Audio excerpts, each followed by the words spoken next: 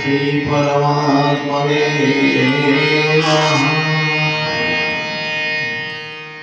रामानी नायिनी सन्मुखे गणे पार्थिव देव रक्षा करे ब्रह्मा विष्णु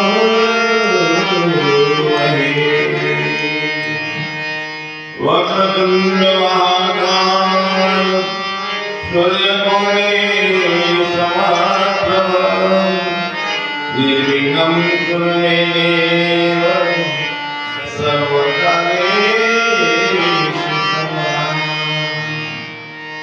या देवी सर्वभूतेषु शक्तिरूपेण संस्थिता नमस्तस्यै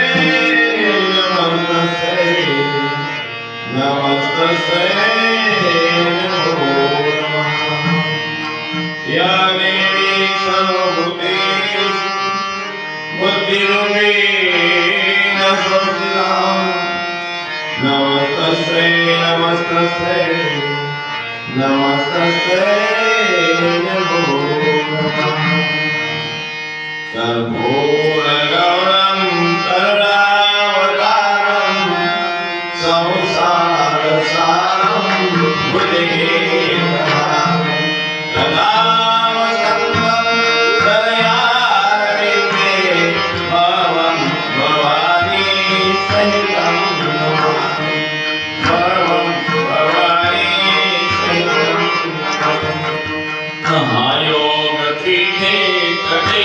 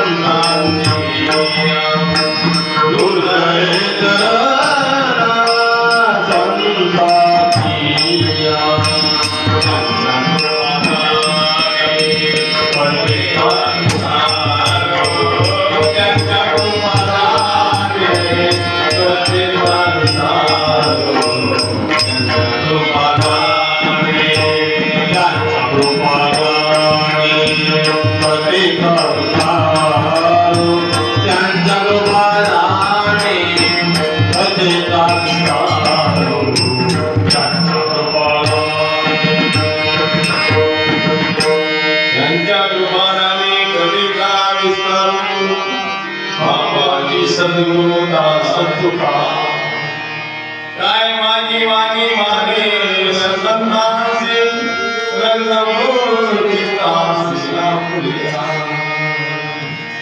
नमो ज्ञानेश्वरा निवृत्ती तुकाराम गोपाल मुक्ताबाई नमो श्री भुवनबाई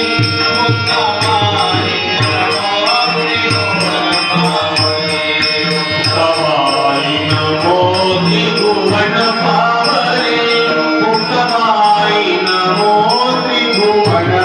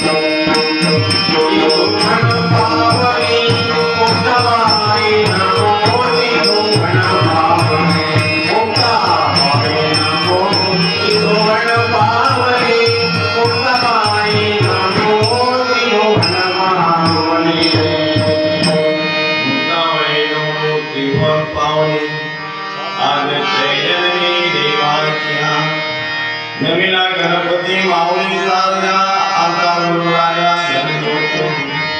गुरुराया चरणी मस्तक ठेविला आपल्या स्थितीला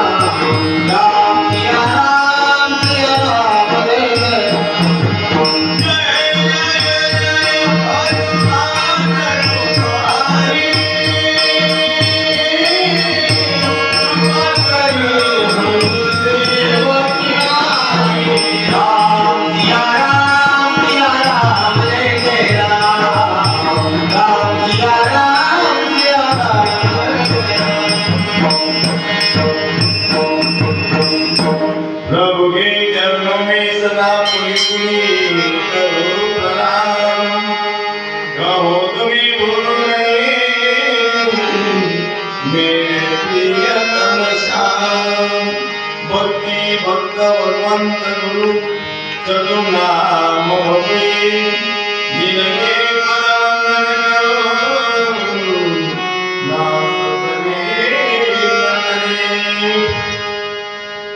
चराचरात अदृश्य रूपानं वास करणारे गुरुदेवता अखिल कोटी ब्रह्मांड नायक परमात्मा पंढरीश सद्गुरुवारे ज्ञानेश्वर महाराज गुरु तुकाराम महाराज शांती ब्रह्म एकनाथ महाराज जगत ब्रह्मचित्कला आदिशक्ति मुक्ताबाई राम भक्त हनुमान जी भगवान भोलेनाथ जी संत महंत अनंत ज्ञानी भक्तिमती माता बहुप्रिय सज्जन कधीसाठी साथ देणारे माझे सहकारी संगीतकार गायक वादक सर्वांच्या चरणी साष्टांग नमस्कार करतो आणि भगवंताच्या पवित्र पावन मंगलमय कथेला प्रारंभ करतो। गोपाल कृष्ण भगवान की जय।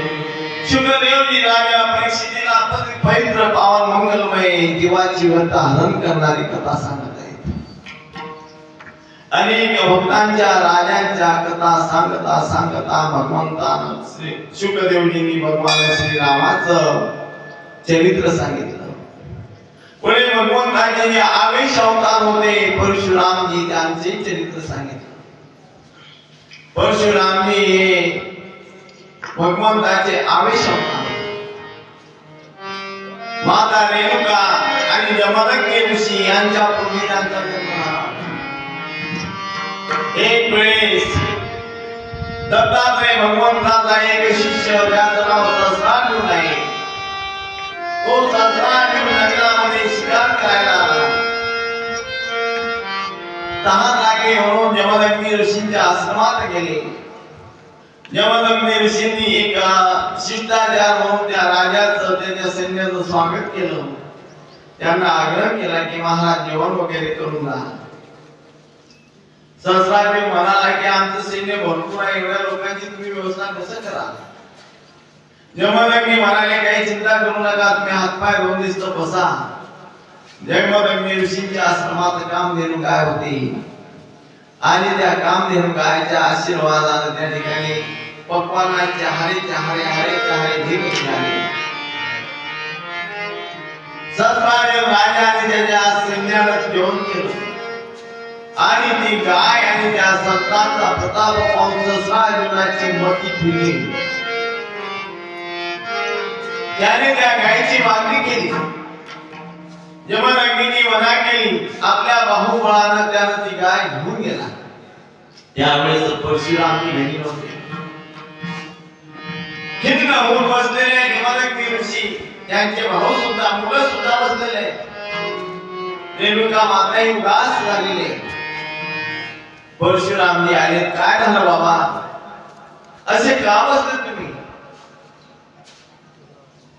तेव्हा जमदग्नी ऋषींनी सांगितलं, बा अरे तो दत्तात्रयाचा भक्त सहस्रार्जुन, त्याला दत्तात्रयाने वर दिलाय, त्याच्यामुळे तो मस्त झाला आणि त्यानं आपले काम घेऊन गाय हिरावून घेऊन गेला. हे ऐकल्याबरोबर परशुरामानं हातात फरशी घेतली आणि परशुरामांनी त्या सहस्रार्जुनाच्या राज्यामध्ये गेले. अनेक सैन्यांचा त्या ठिकाणी त्यांनी रक्ताच्या धारून नद्या वाहल्या. कित्येकांच्या हजारो सैनिकांचे मुंडे छाटले आणि सहस्रार्जुनाला सुद्धा मारून त्याचे 1000 हात होते. त्या 1000 हातांना तोडून त्याला मारून ती गाय घेऊन आले. मग गाय आणल्यानंतर जमदग्नी ऋषी म्हणतात की आपण ब्राह्मण आहोत आणि ब्राह्मणाला असं निष्ठुर कर्म करणं शोभत नाही. तू कितीतरी जीवांची हत्या केली आहे, याचं प्रायश्चित्त करण्यासाठी तू तीर्थयात्रेला जा. बापाच्या आज्ञेवरून परशुरामजी तीर्थयात्रा करायला गेलेत आणि इकडे सहस्रार्जुनाच्या मुलांनी आपल्या बापाचा सोड घेण्यासाठी हे पाठवलेले होते. परशुराम आहे का तिथे? बाकीचे भाऊ गेले आहेत का? जंगलात गेले असताना फक्त जमदग्नी ऋषी ध्यान करून बसलेले आहेत आणि रेणुका माता त्या ठिकाणी सुद्धा बसलेले आहेत. सहस्रार्जुनाचे मुलं आलेत आणि त्यांनी जमदग्नी ऋषींचं शिरच्छेद केलं. जमदग्नी ऋषी अगदी खाली पडले आहेत, रक्ताच्या धारामध्ये भिजलेले आहेत. रेणुका माता रडते आहेत आणि रेणुका माता आवाज देते आहे, धाव परशुरामा धाव. परशुरामाच्या कानात आईचा आवाज गेला. परशुरामजी परत आले आणि त्यांनी प्रतिज्ञा केली की मी 21 अधिक क्षत्रिय पृथ्वी करून टाकेन. त्यांनी सर्व क्षत्रियांचा नाश वध केला. असा पराक्रमी परशुराम होते. एके दिवशी रेणुका माता नदीवरती गेली आणि काही गंधर्व अप्सरांसोबत त्या नदीमध्ये जलक्रीडा करत होते. ते दृश्य पाहून रेणुका माता त्या ठिकाणी थांबली आणि रेणुका मातेच्या मनामध्ये न कळत उत्तेजना तयार झाली, काम निर्माण झाला. तिला यायला उशीर लागला. जमदग्नी ऋषीने विचार केला की काय एवढा वेळ कसा लागला. आपल्या योग बलाने जमदग्नी ऋषीने ते पाहिलं आणि रेणुका मातेची मनस्थिती सुद्धा झाली. रेणुका माता परत आली तेव्हा रेणुका मातेला ते जमदग्नी म्हणतात की पापिनी, तुझ्या मनामध्ये आज विकार आला आहे, तुला मी जिवंत ठेवणार नाही. आपल्या मुलांना सांगितलं की या रेणुकेला शिरच्छेद करा. 5-6 मुलं होते पण कोणीच आईला मारण्यासाठी धरले नाही. परशुरामाकडे पाहिलं, परशुरामा माझी आज्ञा ऐकणार नाही का तो. परशुरामाला आपल्या बापाच्या योग बलाची तपश्चर्येची साधनेची खात्री होती. परशुराम उठले आणि क्षणाचा विचार न करता आपली परशीला आईचं शिरच्छेद. आईला मारल्यानंतर बाप म्हणतो जमदग्नी की हा तुझ्या भावाने माझ्या आज्ञेचं उल्लंघन केलेलं आहे, त्यांना सुद्धा मारून टाक. परशुरामानं त्यांचाही शिरच्छेद केला. परशुराम आले, जमदग्नी त्यावर परशी ठेवली आणि नमस्कार केला. जमदग्नी ऋषी खुश झाले. बाळा, खरोखर तू पितृभक्त आहे, माझी आज्ञा ऐकली, मी प्रसन्न आहे तुझ्यावर, काही वर मागून घे. बाबा, वर द्यायचा असेल तर हा वर द्या की हे जे घडले याचं कोणाला समान राहायला नको, विस्मरण आठवून राहायला नको आणि माझ्या भावाला माझ्या आईला पुन्हा जिवंत करा. जमदग्नी ऋषीने आपल्या योग बलानं भावालाही आणि त्या आईला सुद्धा जिवंत केलं. अशा रीतीनं भगवान परशुराम साक्षात भगवंताच्या अवतार, महापराक्रमी, पितृवचे आज्ञा पाळणारे असे आदर्श जीवन परशुरामाचं. बोलो परशुराम भगवान की जय. त्यानंतर शुकदेवजी महाराज या चरित्र सांगतायत की ययाती नावाचा एक राजा होता, शूरवीर होता. अरण्यामध्ये शिकार करायला आला आणि शिकार करण्यासाठी त्या काळात तो आला. त्या काळामध्ये ऋषपर्व राजाची मुलगी शर्मिष्ठा काही सखीं सोबत त्या जंगलामध्ये विहार करायला लागली. त्यांच्या बरोबर गुरु शुक्राचार्यांची मुलगी सुद्धा होती देवाची. ते शर्मिष्ठा फार अभिमानी होती आणि ती त्या गुरुच्या मुलीचा द्वेष करत होती. जंगलामध्ये आले, त्या फुलांमध्ये बगीचांमध्ये विहार करता करता करता काय केलं, ते स्नान करायला लागले. देवयानी सुद्धा स्नान करायला लागले. तर या शर्मिष्ठेने देवयानीचे कपडे उचलून घेतले आणि देवयानीला लग्न करून एका वेळीमध्ये टाकून दिले. परत आले. या राजाला तहान लागली म्हणून तो विहिरीजवळ गेला. पाणी पिण्यासाठी गेला तर खाली पाहत होता एक तरुण स्त्री, सुंदर स्त्री आहे पाण्यामध्ये पडलेली. कोण आहे तू? मी गुरु शुक्राचार्यांची मुलगी आहे, माझं नाव देवयानी. कशी पडली, काय पडली? राजा ययातीने तिच्या हातात हात दिला आणि देवयानीला बाहेर काढलं. देवयानी म्हणाली की महाराज, तुम्ही माझा हात तुमच्या हातात घेतला, आता माझा पत्नी म्हणून तुम्ही स्वीकार करा. याने राजा शुक्राचार्यांकडे गेले. हे देवयानीला काढलं आणि देवयानीला घरी येऊन आपल्या बापाला शुक्राचार्यांना संमतीला सांगितलं. शुक्राचार्य त्या ऋषपर्व राजावरती संतापले आणि तुझ्या राजाला त्याग करून मी राहिलो आहे. राजा क्षमा मागायला लागला. महाराज, तुम्ही म्हणाल माझ्या मुलीबद्दल मी क्षमा मागतो, तिच्या अपराधाबद्दल तुम्ही म्हणाल ती शिक्षा मी भोगायला तयार आहे. शुक्राचार्य म्हणतात की जर मला तुला ठेवायचं असेल तर माझ्या मुलीची दासी म्हणून तुमची मुलगी आली शर्मिष्ठा. मी ते आमच्या बरोबर नाव दिलं, पण हिना माझ्या मुलीचे दासी म्हणून त्या ठिकाणी यायचं. गुरुचा कोप व्हायला नको म्हणून राजाने आपल्या मुलीला देवयानीला त्या काशी म्हणून त्यांच्या बरोबर दिलं. पुढे चालून त्या देवयानीला बरेच मुलं झाले. देवयानी प्रसूतीच्या काळामध्ये आणि मग ही शर्मिष्ठाच्या ययाती राजाची सेवा करता करता त्या दोघांचं प्रेम होतं. आणि देवयानीच्या मागे त्यांनी लग्न छपून विवाह करून ते विवाह करायला लागले. देवयानीला जेव्हा कळालं तेव्हा देवयानी आपल्या माहेरात गेली आणि आपल्या बाबांना सांगितलं की बाबा, माझ्या दासीनं माझा अधिकार हिसकावला. तिनं राजाशी लग्न लावून आणि ती राजाबरोबर रथ होते. शुक्राचार्यांनी रागामध्ये त्या ययाती राजाला शाप देऊन टाकला. हे राजा, तारुण्याच्या मस्तीमध्ये पत्नीला सोडून तू दासीची भोग केला. जा, तुला मी शाप देतो की तू म्हातारा होतास. शुक्राचार्याने शाप दिला आणि तो ययाती राजा म्हातारा झाला. देवयानी रडायला लागली की बाबा, तुम्ही काय केलं? मी तरुण आहे आणि माझे पती म्हातारे झाले म्हणजे मला सुख काय त्याचं?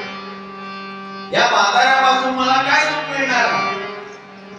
ययाती राजा म्हणतो की माझ्याकडून चुकी झाली, मला माफ करा.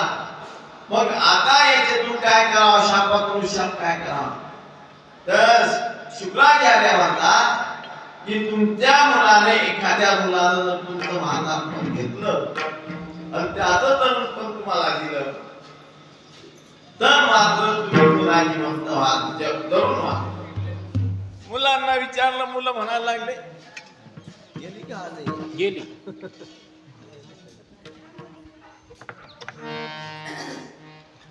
की आम्ही तरुण काहीच पाहिलं नाही, तारुण्याचा आनंद भोगला नाही.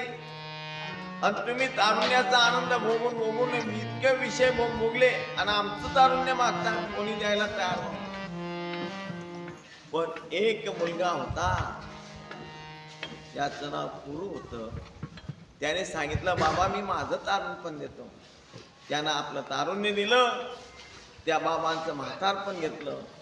हजारो वर्ष त्यांनी तारुण्याची मस्ती, तारुण्याचं भोग भोगला आणि शेवटी ययातीने विचार केला की मी एवढे वर्ष आयुष्य विषय भोग भोगता भोगता भोगता माझ्या मुलाचं तारुण्य घेतलं, विषय भोग भोगतोय, पण माझ्या मनाची तृप्ती झाली नाही. धिक्कार असो मला, या विषय भोगताना कधीच तृप्ती होणार नाही. हा अनुताप त्याला झाला आणि शेवटी त्यानं त्याचं तारुण्य मुलाला परत दिलं आणि शेवटच्या चरणामध्ये भगवंताची भक्ती करता करता ते भगवंताच्या धामाला प्राप्त झाले. गोपाल कृष्ण भगवान. या कथेचा सिद्धांत असा आहे की विषय हे किती जरी भोगले तरी तृप्ती होत नाही. विषय सेविता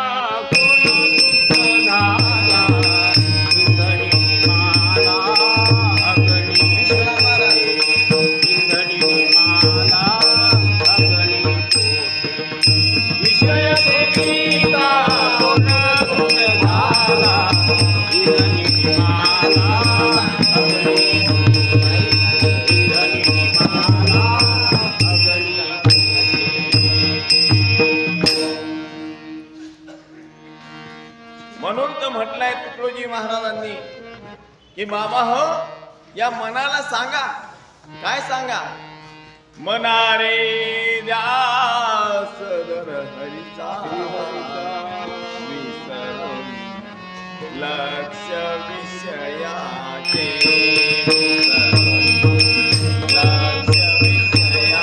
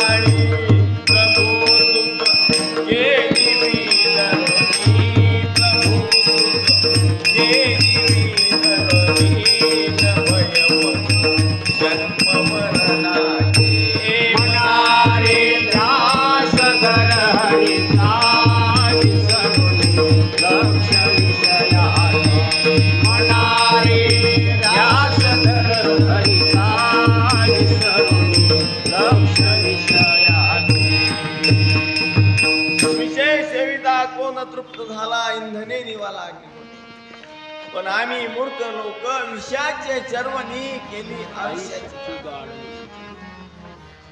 माऊली म्हणतात विषाचे काने वाटोनी तो रस घेजे पिळोनी त्या नाम अमृत ठेवोनी अजस्य अमर. अरे विष किती विषय म्हणजे विष आहे. विष माणसाला एकदाच मारत पण विषय माणसाला क्षणोक्षणी मारत नाही.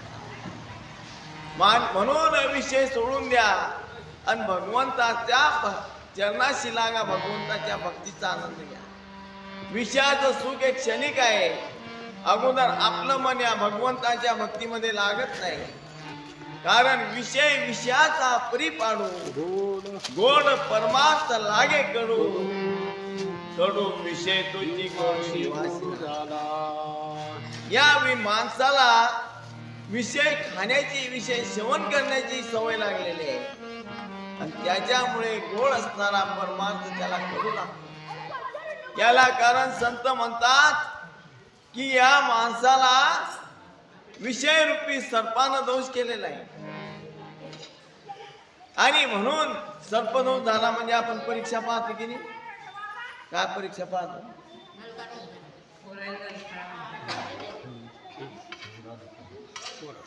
ए पोराव शांततेने खेळा ना बेटा. इकडे बोलू नका ना रे.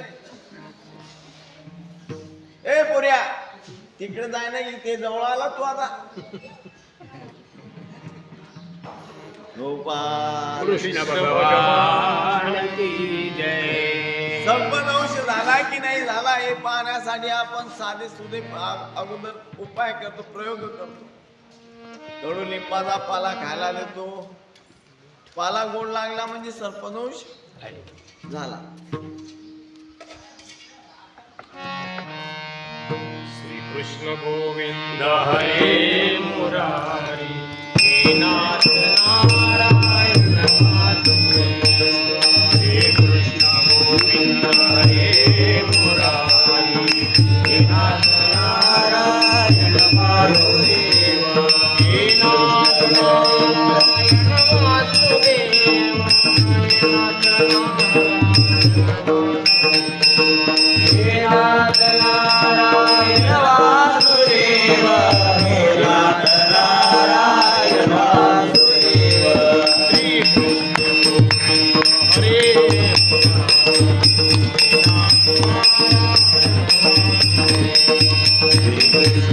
हरे हरे मुरारी हे नाथ नारायण वासुदेव. कृष्ण भगवान की जय. मीठ देतात खायला, मिरची देतात खायला.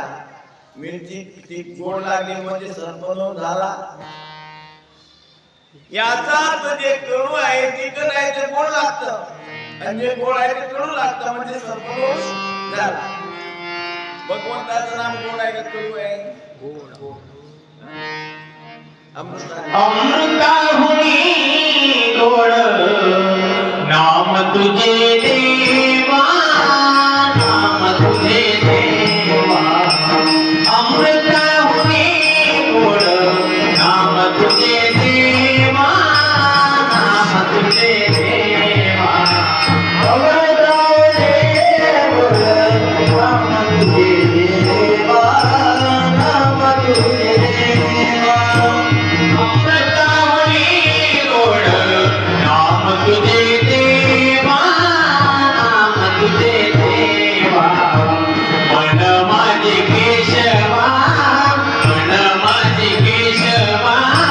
कामाडगे पावणारे. अमृताहुनी गोड नाम तुझे देवा. नाम तुझे देवा. अमृताहुनी गोड नाम तुझे देवा. नाम तुझे देवा. भगवंताचं नाम अमृतापेक्षा गोड आहे. असं गोड असणारं नाम आम्हाला कडू लागतं. याचा अर्थ आम्हाला सर्पदोष झाला. मग हा सर्पदोष सुटावायचा आहे तर काय करायचं. तर याच्यासाठी संत सद्गुरूंना शरण जावं लागतं. मुक्ताबाई म्हणते नावा बापा नावा नागोबा मारा कोणी नावा बापा नावा नागोबा मारा कोणी नावा बाबा नावा नागोबा मारा कोणी नावा बाबा नावा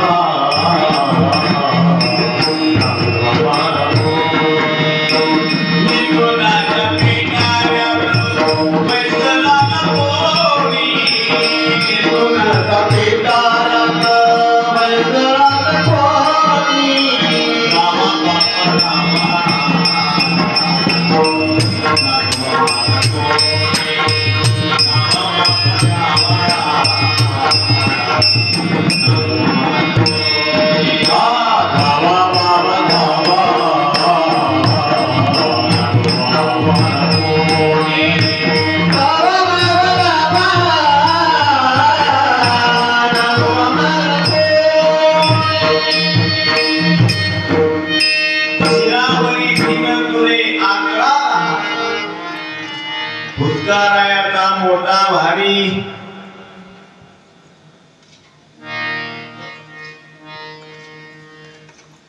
सद्गुरुनाथ गारुडियाने पेटाला घेऊन नाममंत्र काही दिला टाकला नाममंत्र काही देऊन तो विषय रूपी सर्प आहे त्याला मारतात संत आणि मग या जीवाला परमार्थाची गोळी सांगतात की बाबा लागणार नाही पण असाध्य ते साध्य करिता साऱ्याला कारण हे कठीण आहे माशी सर्व दूर बसते पक्वानावर बसेल घाणीवर बसेल पण विश्वास बसत नाही का बसत नाही तर तिला माहित आहे मी ते बसली म्हणजे संपली तसं म्हणे इकडे तिकडे फिरतं हे मन इतकं होणार आहे मन ओढाय ओढाय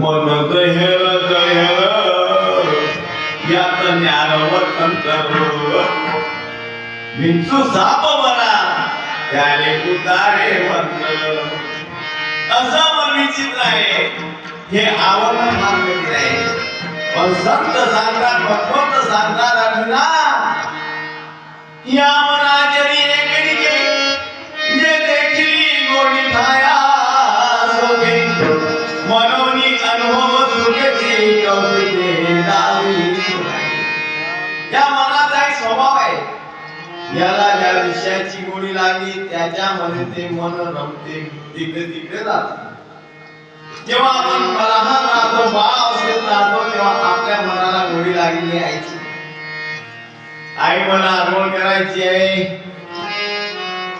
आईने जर सांगितलं की बेटा तुझ्या वहिनीची आधार करून घे नाही करणार मला तुझ्याच आधार पाहिजे आई मला जेवायचं आहे अरे बेटा माझी तब्येत बरी नाही जरा तुझ्या वहिनीची वागत नाही तूच पाहिजे माझ्या बरोबर म्हणजे आई शिवाय त्याला काही सुचत नाही बाहेरून आला की आई जेवायचंच नाही की आई कपडे घ्यायचेच नाही की आई कुठपर्यंत आई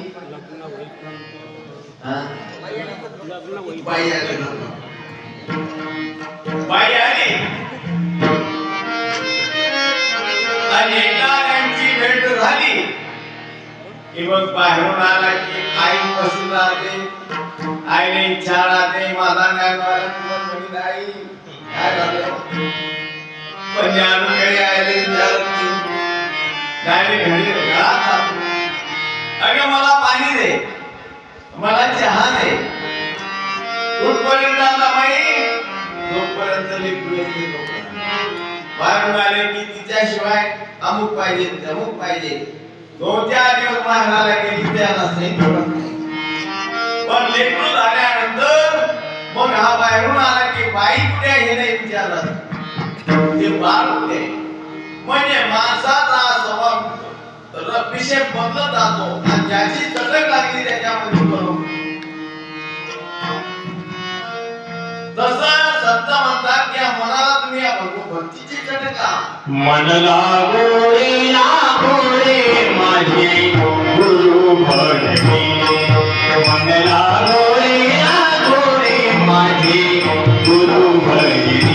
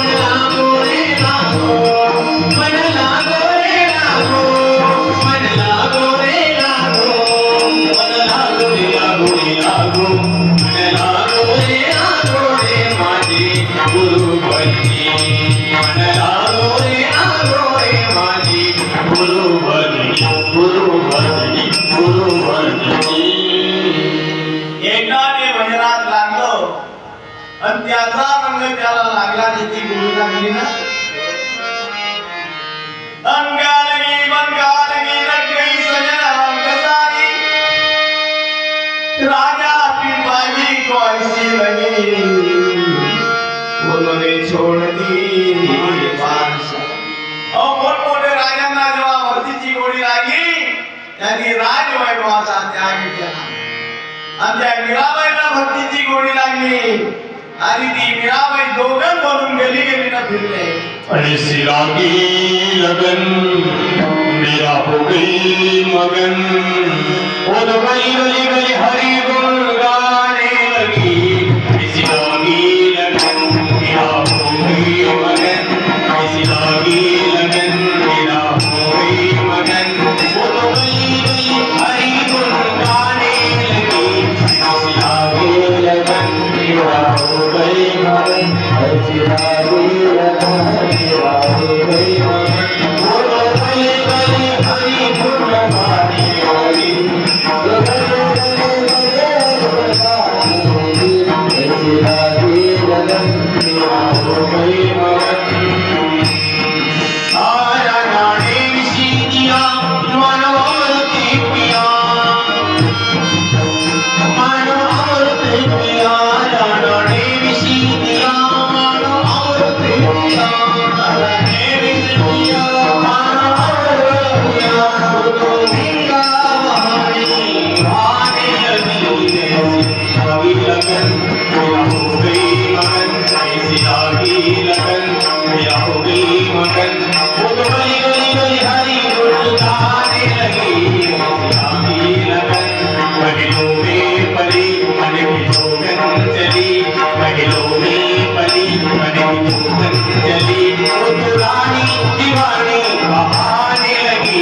ऐसी लागी लगन मेरा हो गई मगन, ऐसी लागी लगन मेरा हो गई मगन. लगन लागायला पाहिजे. ही आपली शरीर चादर त्या भक्तीच्या रंगात रंगायला पाहिजे. आम्हाला भगवंताने ही चादर दिली माय बाबा हो, पण आम्ही या चादरीला हिचा दुरुपयोग करतो. दारूच्या दुकानावर जातीला धप्पा लावतो, खाट्याच्या दुकानावर जातीला धप्पा लावतो, आणि जेव्हा दारुण्याची मस्ती निघून जाते, अंधकार जवळ येतो तेव्हा पश्चाताप होतो. मग त्याला पश्चातापात म्हणतो मैली चादर पडवर आई, मैली चादर ओढ के कैसी भारत मारे आओ, मैली चादर ओढ के कैसी, मैली चादर ओढ के कैसी. हे पावन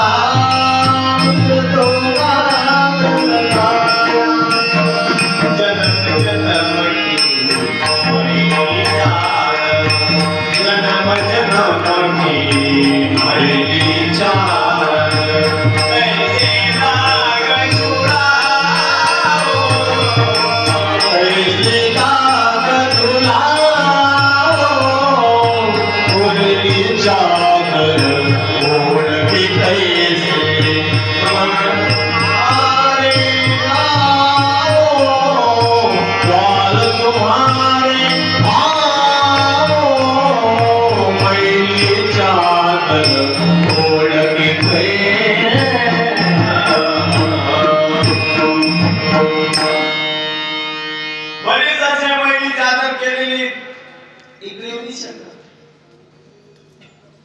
मन नाही म्हणते ना,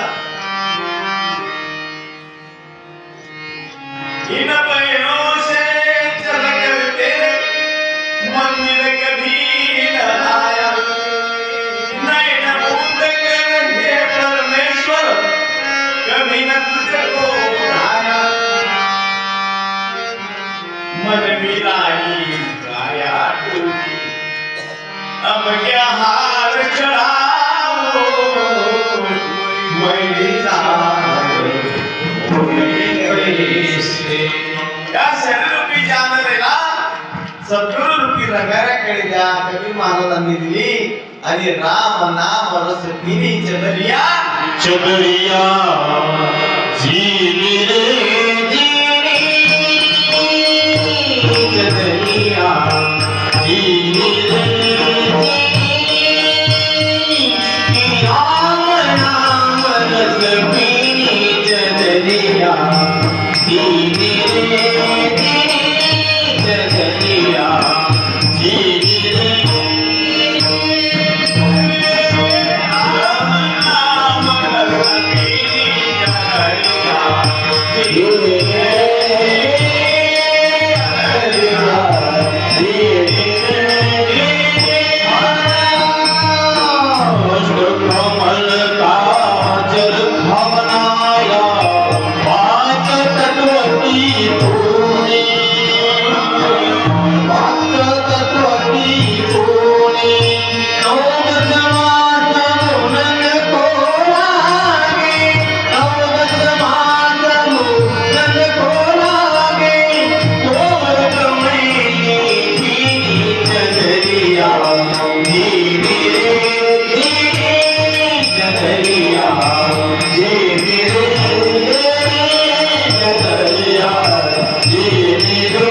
Yeah.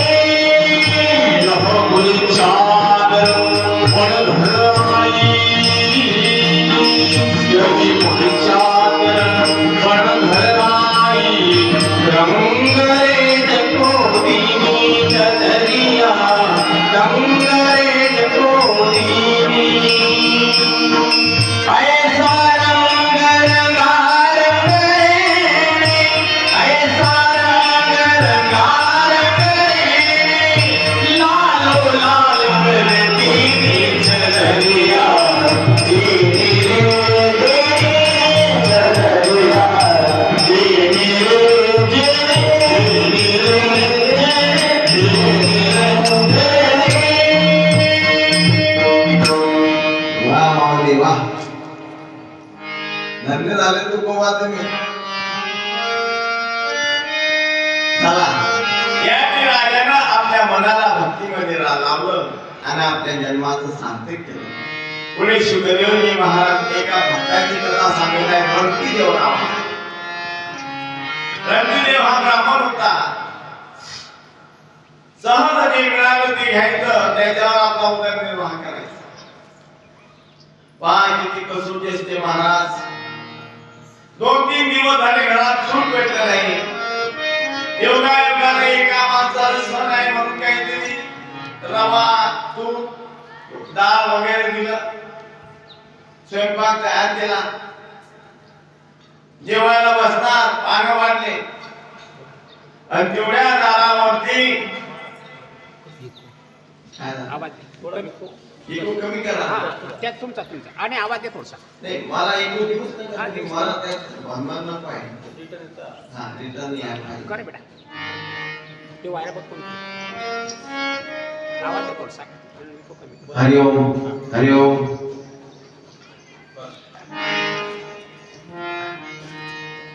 मला काहीतरी या ब्राह्मण देवता खायला भूक लागली आहे, चक्कर येत आहे. वाढलेलं पान घेतलं आणि त्याला दिलं. तो खाऊन निघत नाही. मग एक पान कमी झालं, दुसऱ्या पानाचं परत त्याने थोडं वाढून घेतलं.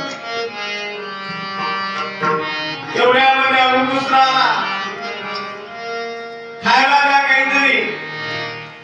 बरोबर 4 कुत्रे आहेत आणि भिकाई. त्याने खाल्लं, कुत्र्याने खाल्लं, अजून पोट भरलं नाही. जेवढे होते मुलांचं बायकोचं त्याचं पात्र सर्व खाऊन फस्त केलं. फक्त पाणी पिऊन आता आपण आपलं जीवन थकवायचं असं म्हणून त्यांना आता पाणी पिऊ आणि ते आपलं ताण भागून येऊ. बघू भगवंताची इच्छा नसेल तशी. संत मानते भक्त भगवंताच्या प्रभू इच्छेवर आला. देव ठेविलं ते दुःख करत नाही, शोक करत नाही. समयासी सादर भावे समयासी सादर भावे देवकी कैसे भावे देवकी कैसे भावे समयासी सादर भावे समयासी सादर भावे देवकी कैसे भावे देवकी कैसे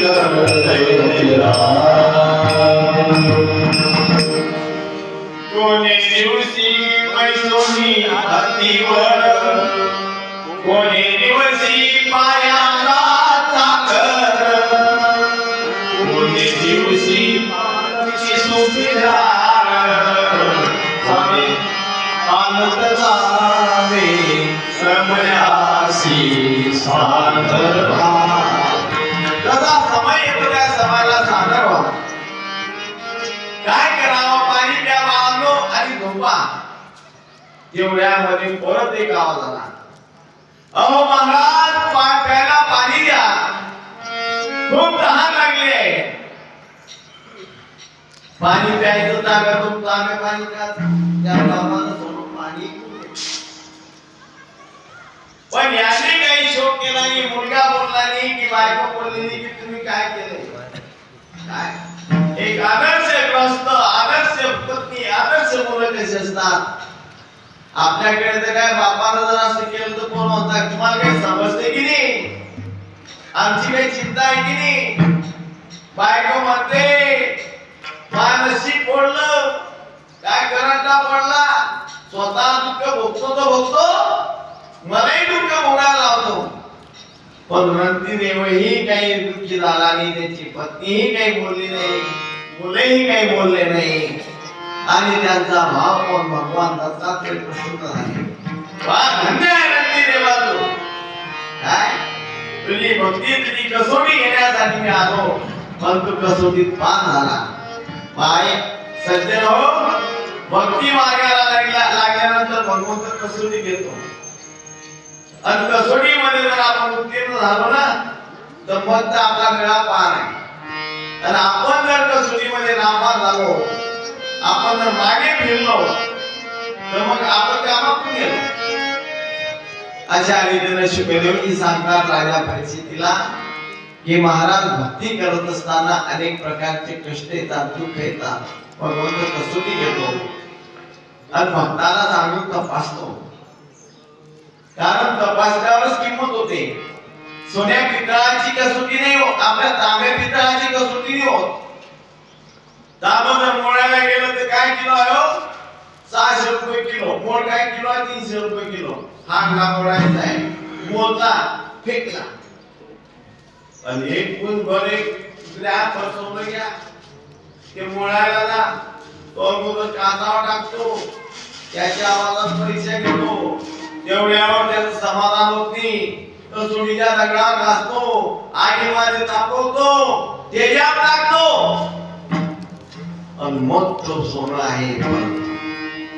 तसं ज्याला आपला सोन्याच्या किमतीमध्ये जायचं आहे ना, त्याने हारायचं नाही, घाबरायचं नाही, चालत राहायचं. देवा घे किती कसोटी घेतो. आता काल आमची कसोटी होती. भजन करतो का विजय महाराज? पाय मारा होता एक गर्दी 4-4, 5-5 गण काय लागशील? काय करावं म्हणलं ते होईल ते लोकांचं विचारतो होईल. प्रभू इच्छा तुला तसं करायचं असेल, जर भलं करायचं असेल, देवा सगळ्या लोकांची फजिती करायची असेल, तुला जर आनंद भेटत असेल तर विचार कर. आणि आपण जर डगमगलो कसं होईल आपलं जे वर्तमान आहे तेही खराब होतं, तब्येत खराब होते. म्हणून त्याचं चिंतन करायचं नाही. आता आपण भगवान गोपाल कृष्णाच्या चरित्राकडे वळूया. गोपाल कृष्ण भगवान गोविंद जय जय गोपाल जय जय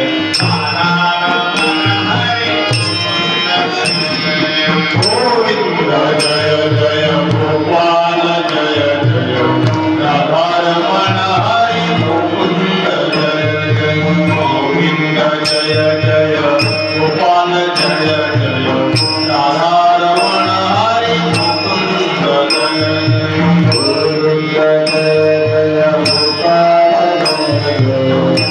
गोपाल जय जय राधारमण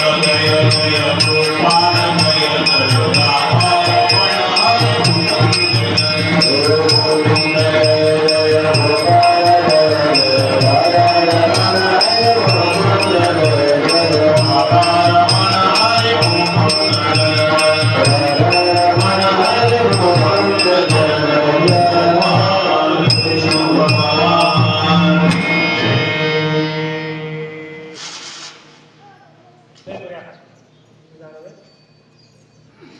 मैंने मेहंदी लगाई रे कृष्ण नाम की, मैंने मेहंदी लगाई रे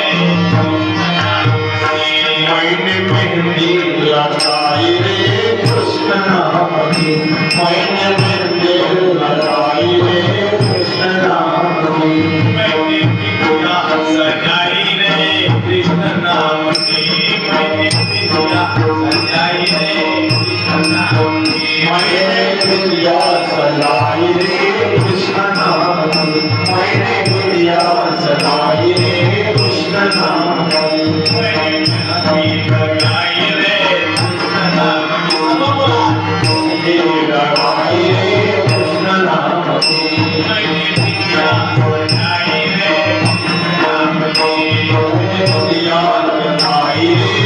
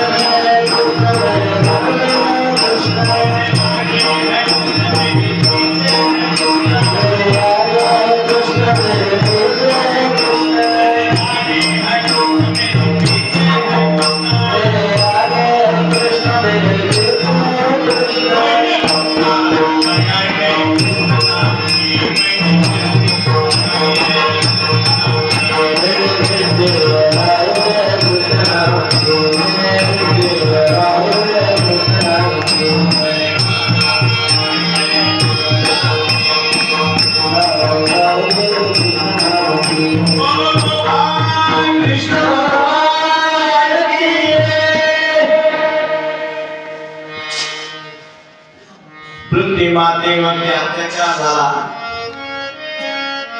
अधर्म वाढायला लागला, ऋषीजनांचा छळ व्हायला लागला,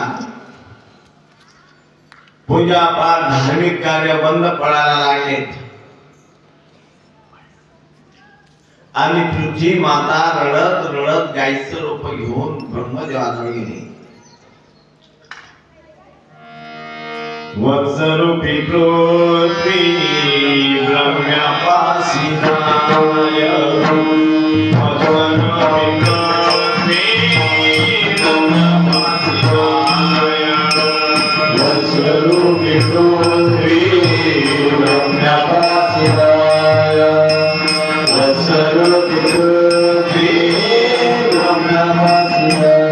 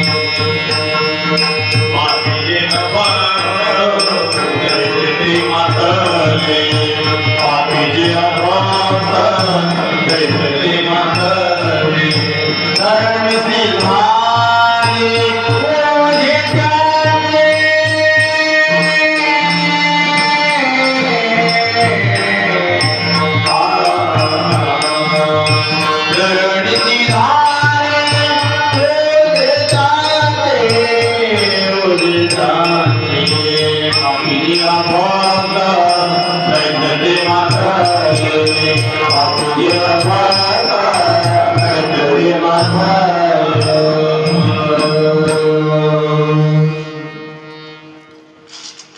होतं झालं पापाचं. रहे देवा, आता मी हे होतं सहन करू शकत नाही. असह्य झालं मला. ब्रह्मदेव म्हणाले चला आपण सर्व स्वर्गातले देव ब्रह्मदेव आणि गेले क्षीरसागरामध्ये. भगवान महाविष्णू शेषावरती पोहोचलेले होते. हे सर्व जाऊन नारायण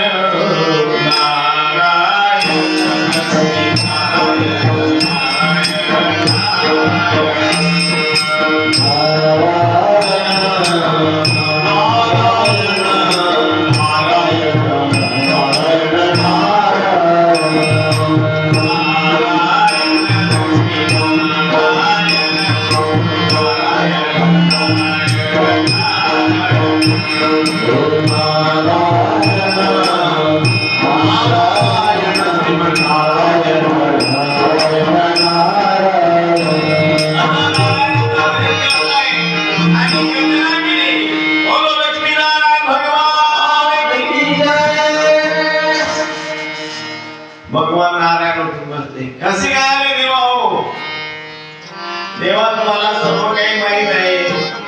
हे बघा, ही धरणी माताने ही म्हणते की पापी भक्त दैत्य मारले, धर्माला उदाला, धर्माचा ऱ्हास होतोय, गोब्राह्मणांचा छळ होतोय आणि या पृथ्वी मातेचं पापाचं ओझं कमी करायचं आहे. काही हरकत नाही, तुम्ही चिंता करू नका. मी स्वतः आता प्रकट होणार आणि तुम्ही सुद्धा देवांनो, तुम्ही सुद्धा गवळ्याचे पोरं म्हणून प्रकट व्हा. ज्याला त्याला शेष भगवान म्हणाले माझ्यासाठी काय काम आहे, तुम्ही या ना. आपली तो जोडी आहे शिकलेली. रामावतार मध्ये मी मोठा झालो, तुम्ही लहान झाले, खूप दुःख भोगलं तुम्ही. आता या अवतारामध्ये तुम्ही मोठे व्हा. मी लहान होतो तुमच्या आज्ञापालनाने. आता भगवंत अवतार घेणार आहेत. वेदांच्या ऋचा सुद्धा म्हणायला लागल्या की भगवंत सर्व साकार रूपात अवतार घेणार आहे. आपण काय करायचं? त्या ऋचांनी सुद्धा गोपिकांचं रूप धारण केलं. त्या गोपिका म्हणजे सामान्य नव्हत्या, त्या वेदांच्या ऋचा होत्या. काही ज्ञानरूपी होत्या, काही भक्तिरूपी होत्या, काही कर्मरूपी होत्या. भगवंतानं सांगितलं ज्या ज्ञानरूपी आहे त्या सासा सासा म्हणा, ज्या भक्तिरूपी आहे त्या सुना म्हणा, आणि ज्या कर्मरूपी आहेत त्या लेकी म्हणा. कोणी सुना कोणी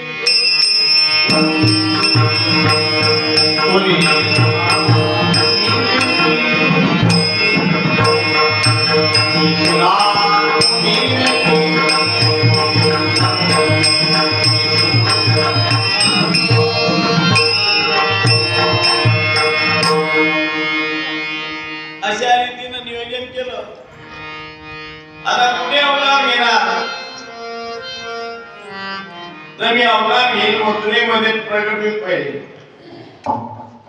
कारण माझं ब्रीद वाक्य आहे, तुम्ही चिंता करू नका. माझं ब्रीद वाक्य आहे, यदा यदाय धर्मस्य ग्लानिर्भवति भारत अभ्युत्थानम् अधर्मस्य तदात्मानं सृजामि. परित्राणाय साधूनां विनाशाय च दुष्कृतां धर्म संस्थापनार्थाय संभवामि युगे युगे. जब जब होइत धर्म की हानि,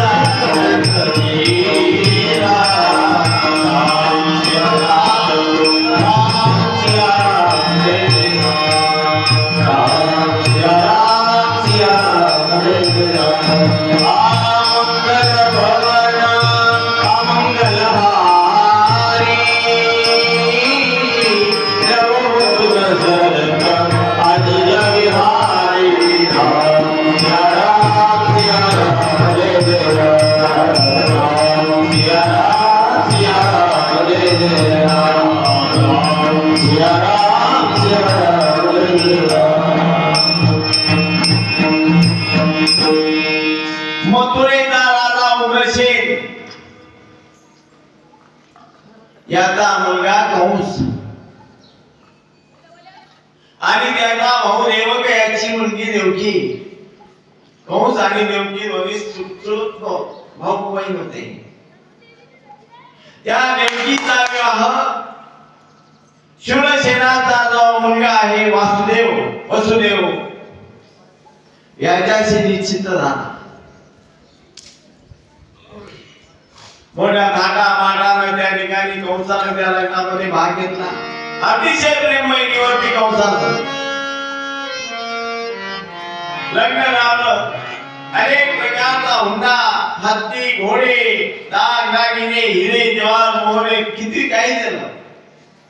आणि बहिणीला वाटी लावण्यासाठी रथ झुंपला सोन्याचा आणि त्या रथावरती स्वतः कंस सारथी झाला. वसुदेव देवकी त्या रथात बसलेले आहे आणि त्यांना बिजा करत आहेत. त्यावेळेस आकाशातून आकाशवाणी झाली.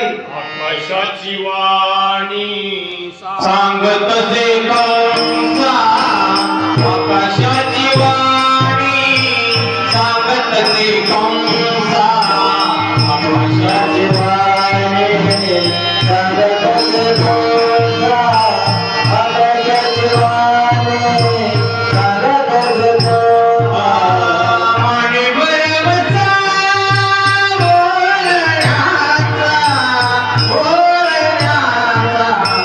आकाशाची वाणी सांगत से कंसा आकाशाची वाणी सांगत से कंसा आकाशाची वाणी सांगत से कंसा आकाशाची वाणी सांगत से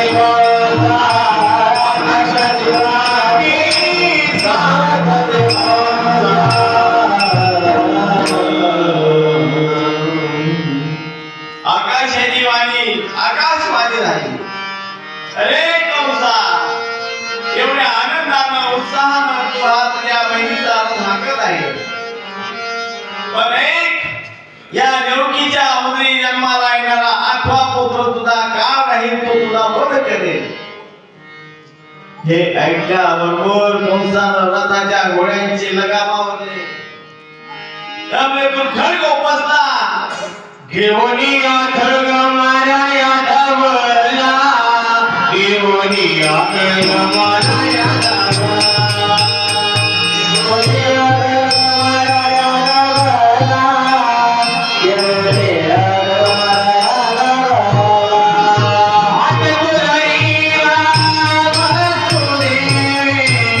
खड्ग मारा यादवला हात गुजरीला हात गुजरीला हात गुजरीला हात गुजरीला घेऊनिया खड्ग मारा यादवला हात गुजरीला हात गुजरीला हात गुजरीला हात गुजरीला आता खड्ग घेतलं. देवकीचे केस पकडले आणि माना तेवढ्यामध्ये वसुदेवानं हात पकडला. अरे वीर कंसा, तू हे काय करतोय? अरे तू किती शूर आहे, वीर आहे. आपल्या बहिणीची हत्या करतो, तुला कलंक लागेल. लोक तुझी निंदा करतील नाही. काय करू मग? हिच्या उदरी येणारा मुलगा माझा का होणार आहे, मला मारणार आहे. मी जर हिला मारलं तर हिला मुलगाच होणार नाही. ही राहणार नाही तर मुलगा होणार नाही. मुलगा होणार नाही तर मला मारणार नाही. म्हणून मला मारू दे. लोक माझी निंदा करो, काही करो, पण वसुदेवजी त्या कंसाला समजवतात की रे, तुला हिच्यापासून धाक आहे का? हिच्या मुलापासून धाक आहे ना? मी तुला वचन देतो की देवकीला जोही मुलगा होईल मी तो तुझ्या स्वाधीन करेन. वसुदेव वचनबद्ध होते आणि कंसाला वसुदेवाबद्दल खात्री होती. काही हरकत नाही असं म्हणून कंसाने त्या वसुदेव देवकीला सोडलं. पुढे जाऊन ते आपल्या प्रपंचाला लागले आणि पहिला मुलगा झाला. वसुदेवानं वचन दिलं होतं त्या सांगितल्याप्रमाणे तो मुलगा घेऊन आला. कंसाकडे आला. तो लहानसा मुलगा गोंडसचं बाळ पाहून कंसाच्या मनामध्ये दया निर्माण झाली. नाही, हा माझा का नाही, आठवा आहे, मी याला कशासाठी मारू? त्याने सांगितलं, वसुदेवा तो वचनाप्रमाणे म्हणला, पण मला याच्यापासून धाक नाही, याला घेऊन जातो मी, त्याला परत फाडव. इकडे देवांना चिंता पडली की वसुदेवाच्या मनामध्ये जरासा नया भाव निर्माण झाला. आपल्या कंसाच्या मनामध्ये कंसाचा जे पापाचा घडा आहे तो भरता भरता भरता गळ्यापर्यंत आलेला आहे. थोडासा भरायचा बाकी आहे, पण त्याला जर असं दया निर्माण झाली तर घडा भरणार नाही. घडा भरणार नाही तर त्याला मारल्या जाणार नाही. त्याला मारल्या जाणार नाही तर अधर्माचा नाश होणार नाही. म्हणून काय करावं? तेवढ्यामध्ये त्यांच्या नजरेत पडले नारदजी. अहो नारदजी इकडे आहे, इकडे. अरे काय, तुम्हाला कार्य करायचं आहे, कंसाकडे जायचं आणि त्याच्या मनामध्ये जे मुलांबद्दल बाळाबद्दल दया निर्माण झाली, त्यानं बाळ हत्या करावी असं काहीतरी करा. नारदजी म्हणाले, वा वा, म्हणजे मला तुम्ही बाळ हत्येचं पातक लावता. नाही, पातक तर लागायला नको, पण काम तर व्हायला पाहिजे असं करा. नारदजी म्हणाले, ठीक आहे. आले नारदजी, लगेच गेली काय, लगेच आले, लगेच गेली. गोपाल कृष्ण भगवान की जय.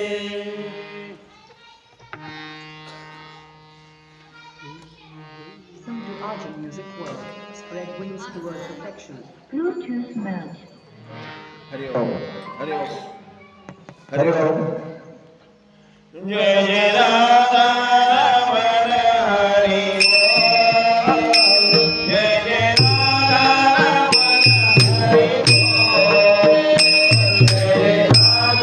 रमण हरि बोल. जय जय राधा रमण हरि बोल. जय जय राधा रमण हरि बोल.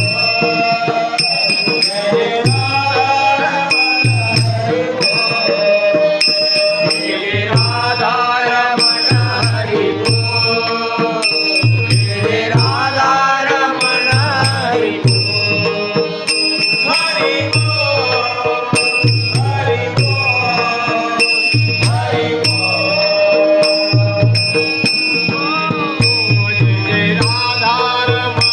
हरि बोल.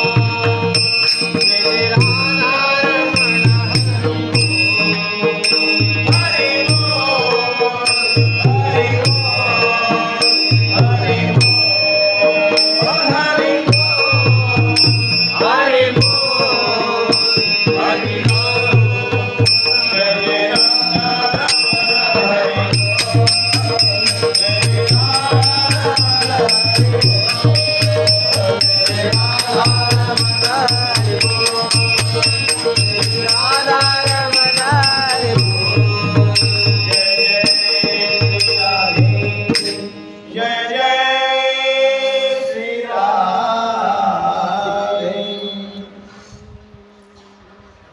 नारदजी आले आणि नारदजी म्हणायला लागले, अरे कंसा, नारदजींचं स्वागत केलं कंसाला. नारदजी एक असं पात्र आहे की नारदजींचं स्वागत देवही करत होते, दानवही करत होते.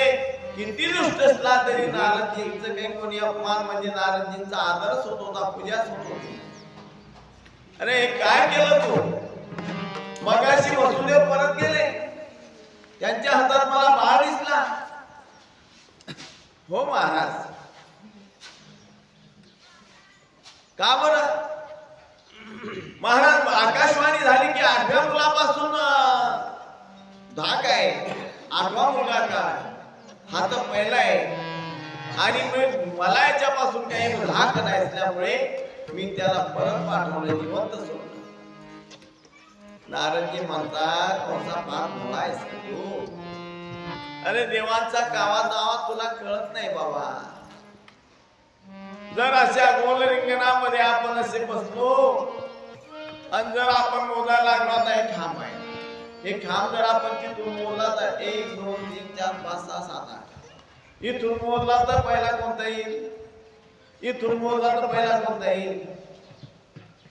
अरे पहिला कोणताही येऊ शकतो, खालून वर येऊ शकतो, मधून कोणता येऊ शकतो. म्हणजे तुमचं म्हणणं काय? नाही माझं म्हणणं काय नाही, काय करायचं ते तुम्ही विचार करा. माझं म्हणणं नाही की तुम्ही लेकराला मारा, पण मी तुम्हाला दाखवलं की देवांचा गनिमी कावा काही तुमच्या लक्षात येणार नाही. देव फार कपटी आहे तो भगवान विष्णू, त्यांना कपटानं काय काय नाही केलं. आणि म्हणून तुम्ही तुमचा विचार तुम्ही करा, नारायण नारायण निघून गेले. लगेच त्या कंसानं शिपायांना पाठवलं, वसुदेवाला म्हणा ते लेकरू घेऊन या. वसुदेवजी घेऊन आले आणि त्या निष्पाप बाळाला कंसानं आपल्या महालाच्या बाहेर एक मस्त मोठासा दगड होता, त्या दगडावरती गरगर फिरवलं, मारलं. एका मागे एक 6 लेकरं झाले. 6 लेकरांना घेऊन वसुदेवजी आले, कंसानं एका मागून एक त्यांना मारून टाकलं. 7वा गर्भ देवकीच्या उदरात राहिला. तो गर्भ होता संकर्षणाचा, शेष भगवंताचा होता. आता हा शेष भगवंत तर मारायला नको, राहायला पाहिजे. म्हणून भगवान नारायणानं आदी महाशक्तीला आज्ञा केली की तुम्ही असं काही करा, वसुदेवाची दुसरी पत्नी नंद राजाकडे रोहिणी नावाची राहते, या देवकीच्या पोटातला गर्भ संकर्षण करून म्हणजे आकर्षण करून काढायचा आणि गोकुळामध्ये त्या रोहिणीच्या उदरामध्ये स्थापन करायचं. आदी मायाशक्ती म्हणते काही हरकत नाही. आदी मायाशक्तीनं तो संकर्षण आकर्षण केला, गर्भ तिकडे स्थापित केला. आणि इकडे अफवा उडाली की देवकीचा 7वा गर्भ दृश्य झाला, दृश्य झाला, दृश्य झाला, झाला असेल. आता 8वा येणार आणि म्हणून कंसानं सर्वांना ताकीद दिली की आता माझा काय येणार आहे. शिपायांनो, सेनापती सर्वांनी सावध व्हायचं. थोडा जरी हलगर्जीपणा केला तर तुमचं खडग माझं खडग आहे, तुमचं मस्तक आहे असं म्हणून सर्वांना ताकीद दिली. आणि हा इकडे देव लोक सुद्धा भगवंताची आराधना करतात, प्रार्थना करतात. मेरा छोटा सा संसार प्रभु आ जाओ एक बार,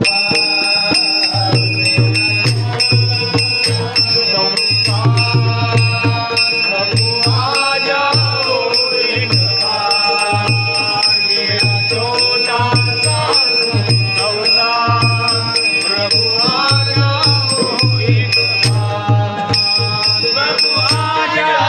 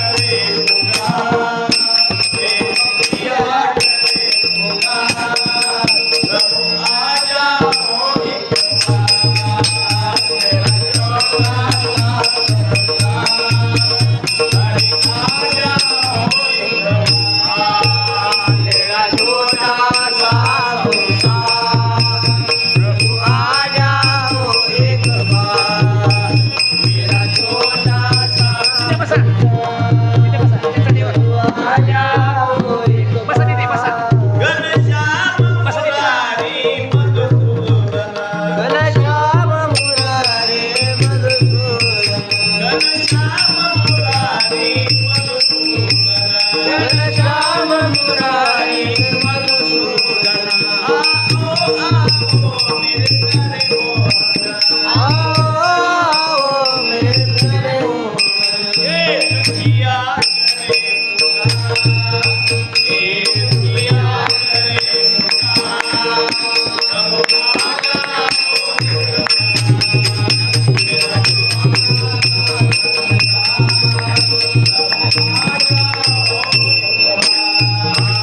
तेरा छोटा सा संसार प्रभु आ जाओ एक बार मेरा छोटा सा संसार प्रभु आ जाओ एक बार देवकी माता आठव्या गर्भाच्या वेळेस विनंती करते भगवंताला, हे भगवंता याय मला तुमचं दर्शन घडून द्या.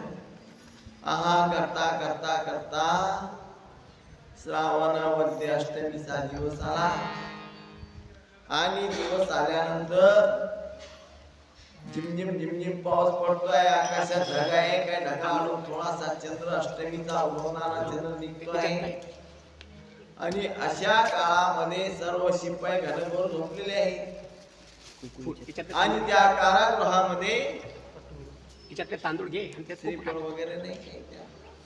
फळं गेलं. हा ना फुलं येईल तिच्यात आहे. आहेत ना फुलं, ती फुलं बी टाक, पाकळ्या टाक आणि तुझं कूक टाक त्याच्यात अक्षर जसं टाक. भोपळा गेल्यानंतर त्या दोन सोन आला. इथे नुसतं भगवंत प्रगट होता. त्या कारागृहामध्ये आणि भगवंत चतुर्भुज रूपानं प्रकट झाले. देवकी मातेच्या समोर उभे राहिले. देवकी माता म्हणते कोण आहे? म्हणे तुम्हीच तर मला बोलवलं. फुलाच्या पाकळ्या टाक. तुम्ही अगोदरच्या काळामध्ये तपश्चर्या केली आणि तपश्चर्या करून मला प्रसन्न करून घेतलं. मी वर मागायला सांगितलं तेव्हा तुम्ही वर मागितला की तुमच्यासारखा मुलगा आम्हाला व्हावा. आता माझ्यासारखा मीच आहे आणि म्हणून मीच स्वतः तुमच्या उदरी जन्माला आलो. पण आई, हे माझं स्वरूप तू लक्षात ठेव, आपल्या हृदय पटलावरती ठेव, कारण तुला 11 वर्षापर्यंत या स्वरूपाचं चिंतन करायचं आहे. देवकी माता म्हणते मला तर मी प्रार्थना केली होती, तपश्चर्या केली होती की मला मुलगा व्हावा आणि त्या मुलाचं जे पुत्र प्रेम आहे ते पुत्र प्रेम मी तुला द्यावं आणि वात्सल्य भावाने मी तुला आपल्या छातीशी लावावं, माझं दूध पाजावं अशी माझी इच्छा होती. आणि तुम्ही या रूपात आहे, मी तुम्हाला कसं छातीला लावू आणि कसं काय दूध पाजू, माझा मुलगा म्हणून कोण करून करेल तुम्हाला? भगवान म्हणताय तुझी इच्छा मी पूर्ण करतो. भगवंतानं लहान स्वरूप घेतलं. पण तुला सांगतो बाबा की मला इथून तुम्ही आता नंद बाबाच्या घरी गोकुळात घेऊन जा. त्या ठिकाणी आदी माया शक्ती प्रकट झाली आहे. यशोदेच्या कुशीमध्ये ती आहे. त्या आदी माया शक्तीला घेऊन या, मला नंद बाबाच्या घरी घेऊन जा. नंदाच्या घरात नंदाच्या घराला मजने गोकुळाला मजने गोकुळाला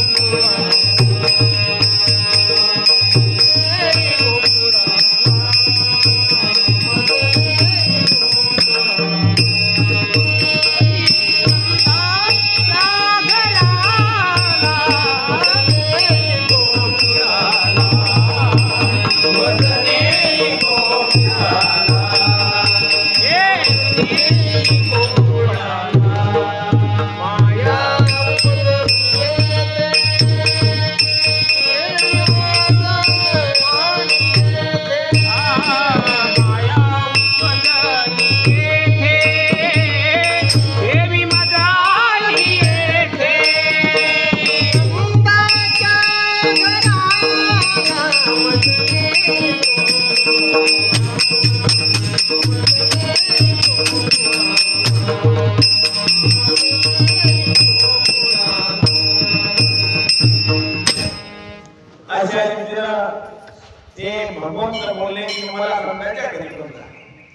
वसुदेवजी म्हणाले तुम्ही सहज बोलले प्रभू की मला नंदाच्या घरी घेऊन जा. अहो पण कारागृहाच्या बाहेर मोठमोठे पहारेकरी आहेत, हातात भाले घेऊन वर उभे, आणि आमच्या हातापायामध्ये साखरदानानं जखडलेलं आहे. कसं शक्य आहे? भगवंत म्हणता बाबा तुम्ही निर्धार करा, निर्धार करा, तुम्ही माझ्याकडे हात लांबवा, मला घेण्याची इच्छा करा, मी जवळच येणार आहे. हा जीव इच्छाच करत ती देवाला घेण्याची, आणि देव काही येत नाही. याला वाटतं की मला देव कसा प्राप्त होईल, देव कुठे राहतो, मला मी तर गरीब आहे, मला कसं हे करेल देव.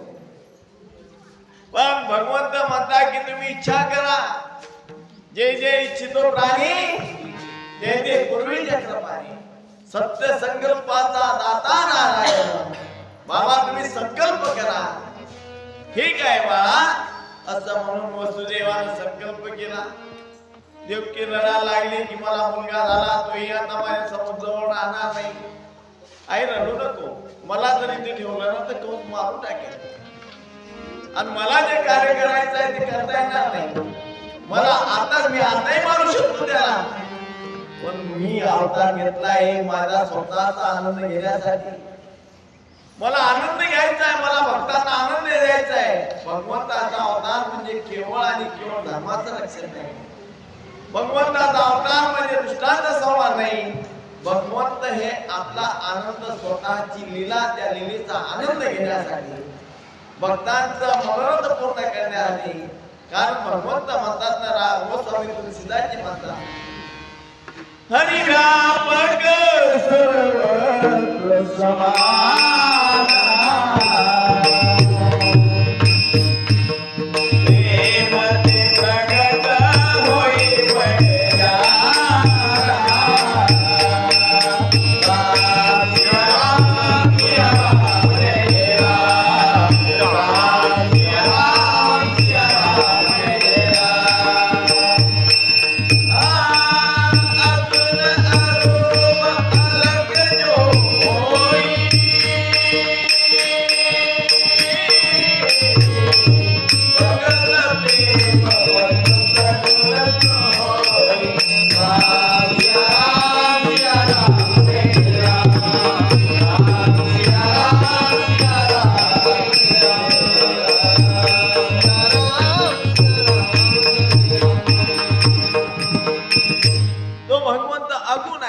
अरूप आहे, अलग आहे, पण भक्तांच्या प्रेमासाठी तो भगवंत प्रकट होतो.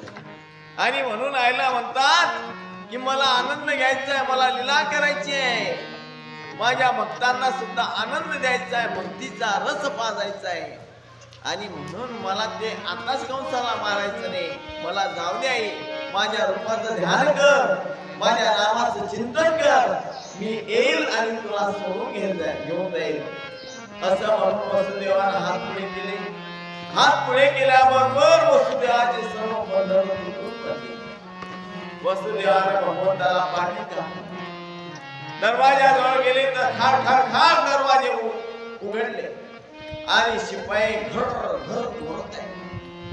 कारागृहाच्या बाहेर पडले आणि मथुरेच्या बाहेर आल्यानंतर यमुना नदीच्या जवळ आले. यमुना नदी ही भगवान नारायणाची होणारी पत्नी. तिला वाटलं माझा प्राण सखा आला आहे आणि ती उतावळी झाली त्या प्राण सख्याला मिळण्यासाठी. तिनं आपल्या पाण्याचा प्रवाह वाढवला.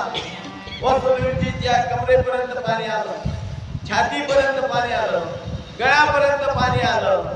भगवंत विचार करतात की ही यमुना मला भेटण्यासाठी उत्सुक झाली आणि हे आपलं पाणी वाढवते आहे, पण माझ्या बाबांच्या तोंडामध्ये पाणी जाईल. हिची इच्छा तर पूर्ण करायची आहे आणि बाबांना तर त्रास व्हायला नको. म्हणून भगवंतानं अंगद पाय पाठीतून बाहेर काढला, खाली लांबवला. यमुनेच्या पाण्याचा स्पर्श त्या भगवंताच्या पायाच्या अंगठाला झाला. यमुनेने नमस्कार करून परत पाण्याचा ओघ कमी केला. झिम झिम झिम झिम पाऊस पडत होता. शेष भगवंतानं पाठीवरती छत्री, आपल्या फुलाची छत्री धारण केली आणि नंद बाबा वसुदेवजी नंद बाबाच्या गोकुळामध्ये आले आणि महाशक्तीनं जणू काय त्या सर्व गोकुळाला मोहून टाकलेलं होतं. सर्व घनघोर झोपेमध्ये होते. नंद बाबाच्या महालामध्ये गेले, यशोदेच्या खोलीमध्ये गेले. यशोदा झोपते आहे आणि लहानशी चिमुकली कन्या त्या यशोदेच्या कुशीमध्ये खेळते आहे. वसुदेवजींनी त्या आपलं बाळ तिथे ठेवलं आणि त्या कन्येला उचलून परत नेलं. मथुरेमध्ये पोहोचले. कारागृहामध्ये घुसताबरोबर सर्व कारागृहाचे दार खडखड खडखड लागून गेले आणि खाली ठेवताबरोबर आधी मायाशक्तीला लगेच वसुदेवजींच्या हातापायामध्ये बेड्या आल्या आणि ती आदिशक्ती दुर्गा माता बालिकेच्या रूपामध्ये तिनं आपला पंचम स्वर सुरू केला, रडायला सुरुवात केली. रडते आहे एवढ्यामध्ये शिपाई जागे झाले. आला आला आला तसे धावत गेले. महाराज आला. आणि महाराजाही आठवा करत होता आणि झोपेतही उठत होता. आला आठवा आला, आला आठवा आला. काय झालं ते ऐकल्याबरोबर फार काही पायात घातले नाही, जोडे चपला घातलं नाही, तसाच निघाला. त्याचं पितांबर सुटून चालला घासत घासत. कुठे आहे माझा का, कुठे आहे माझा का. आणि आला कारागृहामध्ये. देवकी मातेपासून ती कन्या देवकी माता पाय पकडते. दादा अरे तू 6 मुलांना मारलं, हा मुलगा नाही ही कन्या रे. कमीत कमी या मुलीला तरी माझ्या सुखासाठी ठेव रे बाबा. तुला मी भीक मागते, माझ्या या मुलीच्या प्राणाची भीक मागते. पण त्यानं दुष्टानं त्याच्या मनामध्ये क्रोध भाव होता. त्याला फक्त मारणं सुचत होतं. त्यानं देवकी मातेच्या पायाला झटका मारला. देवकीला लांब ढकलून दिलं. त्या लहानशा चिमुकल्या बाळाला घेतलं आणि बाहेर येऊन त्या भल्या मोठ्या दगडावर गरगर फिरवून आपटणार. तेवढ्यामध्ये ती आधी मायाशक्ती हातातून उचलून वर गेली आणि वर जाऊन आकाशवाणी करते. तुझं लागिवती तुझं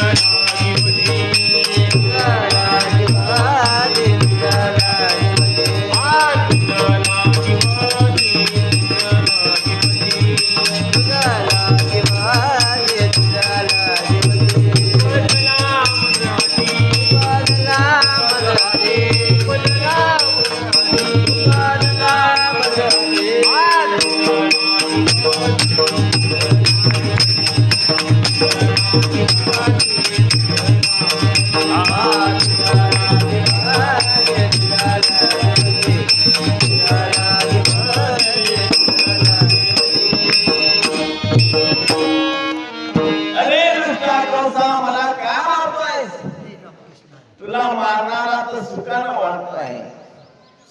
हे ऐकलं आणि कंसाला सुद्धा पश्चाताप झाला की मी एवढे निरपराध लेकरं मारले आणि शेवटी जे व्हायचं ते झालं. काय करावं, रात्री झोप येईना, जेवण जाईना, पाणी गिळेना. रात्रंदिवस त्याच्या डोळ्यासमोर तो आठवा दिसत. आणि काय करावं चिंता लागली. त्या चिंतेमध्ये त्यानं मीटिंग बोलवली, सभा भरवली की माझा वैरी एवढा अट्टहास केला, एवढा कळकळ बंदोबस्त केला, पण शेवटी तो जिवंत आहे. आकाशवाणी सांगते म्हणजे आता मी मरणार हे निश्चित आहे. तेव्हा ते काही मंत्री संत्री म्हणाले, महाराज काय चिंता करता. अहो आम्ही एवढे मायावी राक्षस आहे.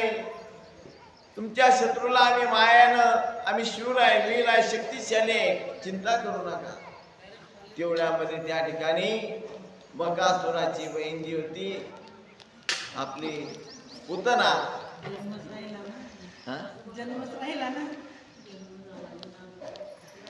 नाही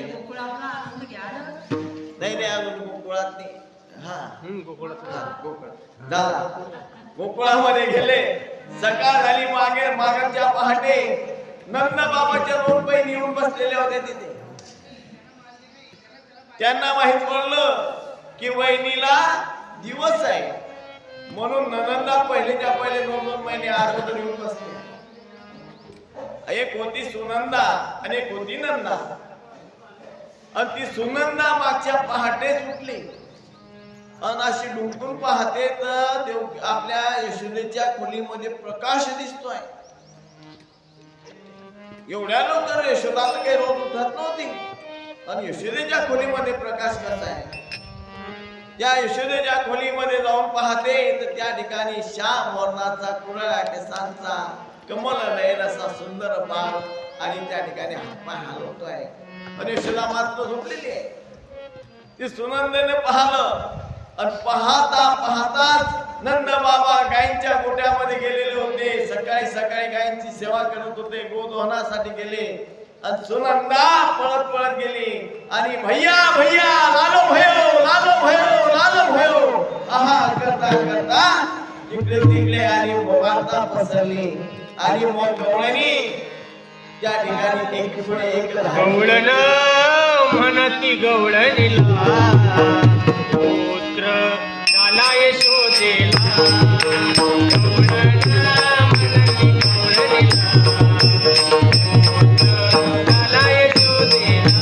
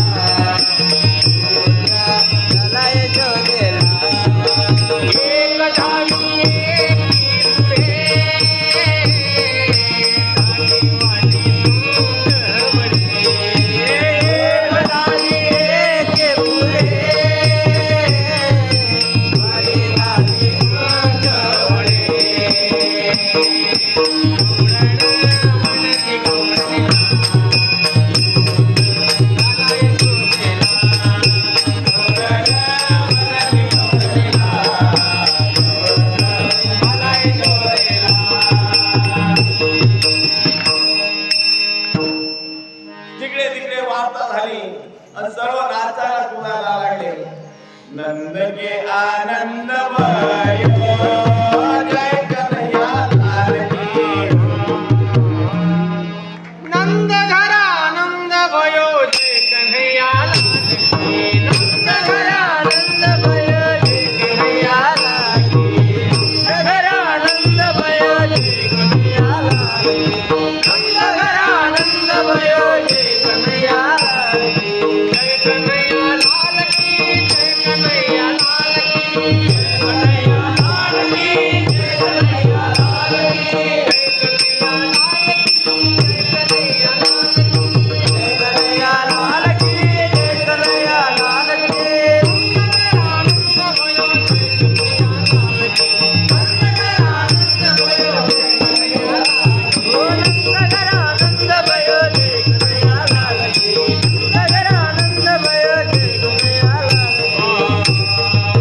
किती सांगू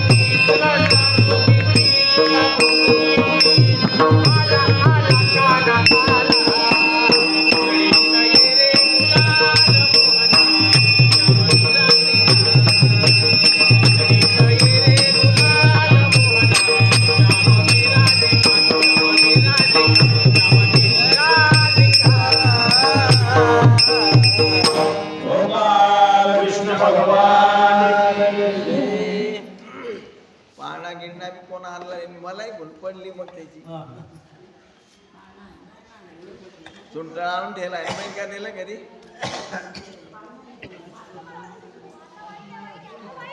गोपाल कृष्ण भगवान की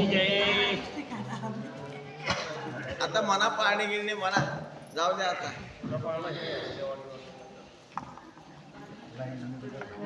ते छोटासा पाळणा देव आहे त्याच्यात. आजचे कोण आहे आजची पंगत कोण आहे युजी गोपाळ आपल्या आपल्याकडे युजी गोपाळ